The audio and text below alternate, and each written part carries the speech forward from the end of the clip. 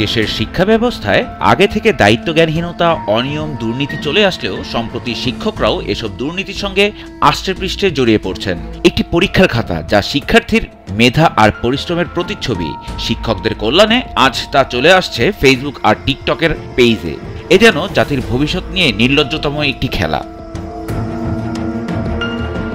ঢাকা বোর্ডের ৮ জন শিক্ষকের বিরুদ্ধে কঠোর ব্যবস্থা গ্রহণ করা হচ্ছে।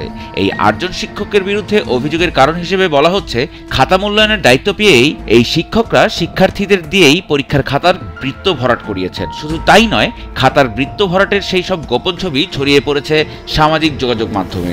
যেখানে একজন শিক্ষক হবেন শিক্ষার্থীর পথপ্রদর্শক, সেখানে তারা নিজেরাই জড়িয়ে পড়ছেন এমন জঘন্য অনিয়মে। এই ঘটনায় শোকস্কৃত ৮ শিক্ষকের বিরুদ্ধে ওঠা অভিযোগ প্রমাণিত হলে তাদেরকে আজীবন বোর্ড থেকে বহিষ্কারের পাশাপাশি তাদের জেল জরিমানাও করা হতে পারে।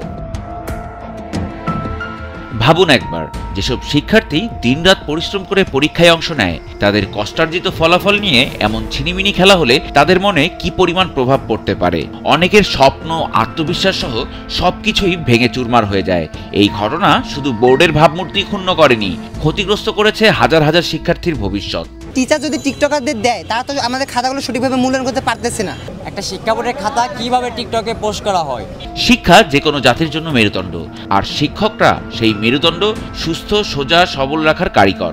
জনগণের দাবি, এমন ঘটনার পুনরাবৃত্তি না হয়ে দেশের শিক্ষা ব্যবস্থা ফিরে পাক তার হারানো গৌরব, শিক্ষার্থীরা ফিরে পাক তাদের প্রতি সুবিচার।